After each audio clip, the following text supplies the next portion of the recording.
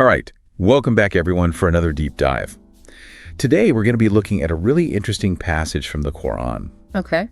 It's called Surah Ash-Sharh.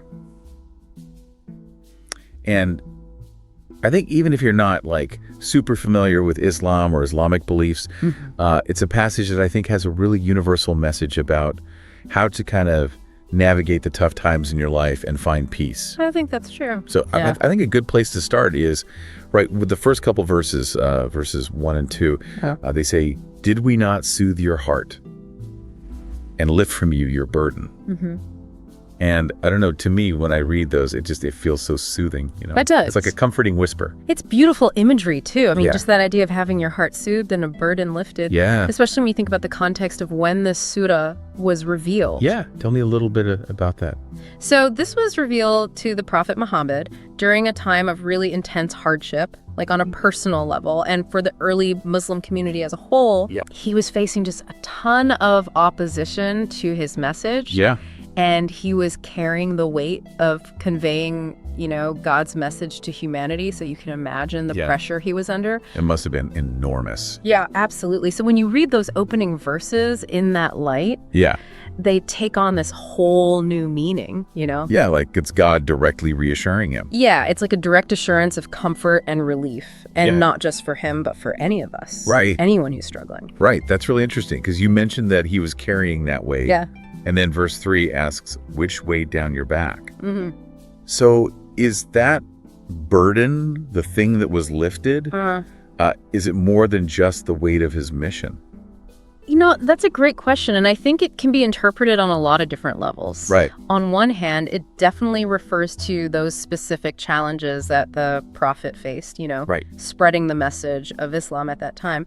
But it also, I think, resonates with like the everyday burdens that we all carry, like our anxieties, worries, stresses, just the daily grind. It's the death of life. Exactly. So it's acknowledging that, hardship is a universal human experience. Okay. And then in verse 4, there's a shift, right? Yes. It talks about a raised reputation. Is this where we see kind of the eventual success of the prophet's mission coming through? Exactly, yeah. Okay. Like despite all that initial resistance, the message, it found its place. Yeah. It took root. It took root. But I think it's interesting to think about that phrase raised reputation, not just in terms of, prophets and these grand missions, right? But also, in our own lives, it speaks to that potential that we all have to kind of overcome our own challenges and achieve recognition or, success for our efforts. Yeah, to rise above. Yeah, exactly. Okay, I want to jump to verses 5 and 6. Okay. Because these ones, I don't know, they really struck me. Yeah. It says, with hardship comes ease. With hardship comes ease. It's repeated. And that feels very deliberate, right? What's the deeper significance of that? So it's not just repetition, right? It's this powerful affirmation. And in Arabic, repeating something like that really emphasizes the certainty of it. So it's not saying with hardship, maybe ease will come. Right. It's saying with hardship, ease will come. That's a promise. It's a guarantee. It's a guarantee. Wow. And I think this concept, it's not unique to Islam. You think about Buddhist teachings on impermanence or, Stoic philosophy and accepting what we can't control.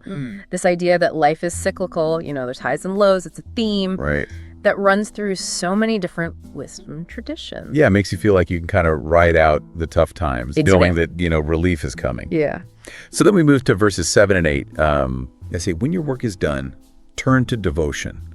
And to your Lord, turn for everything. And I feel like there's a little bit of a shift here. I agree. Yeah. From the external struggles to something more internal. Yeah, it's subtle, but it's definitely there, right? Yeah. It's like we're being guided from those external struggles to this inner reflection and to find, solace and purpose in something beyond the material world. Right. In connecting with something, divine or greater than ourselves.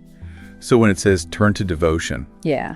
What does that actually look like, And how can we practically turn to our Lord for everything like verse 8 says? That's a really good question. And I think devotion can take so many forms. You know, in Islam specifically, it would be things like prayer, contemplation, acts of charity, even striving to live ethically. Okay. And turning to your Lord for everything doesn't necessarily mean like, you know, praying for a parking spot or something. Right, right. It's more about cultivating this mindset of reliance. Right. Recognizing that, you know, we're not alone in our struggles, and seeking guidance and strength from that higher power. Okay, so taking a step back, you know, what does all of this mean for us? Yeah. Even if we, you know, we don't necessarily subscribe to Islamic beliefs. Well, I think even outside of its specific religious context, this surah, it offers this really profound wisdom for how to handle all of the difficulties that we face in life. You know, it reminds us that hardship is just, it's part of the human experience. It's inevitable. Yeah, exactly. But it's not forever. Yeah. It's going to pass. Right. Ease will come after. It's a guarantee. It's a guarantee. But it also encourages us, you know, to look inward, to find that peace and strength in something bigger than ourselves, you know, whether that's through spiritual practice or connecting with nature, or even just finding quiet moments of contemplation. Yeah, I love that. It's powerful. So it's been a really fascinating deep dive today. Yeah. We've uncovered this really comforting message in Surah Ash-Sharh. You know, explored this cyclical nature of hardship and ease. Yeah. And learned about the importance of finding that peace and purpose in something larger than ourselves. But here's a question I'll leave you with, you know. How can you apply this message of finding ease in the midst of hardship to your own life?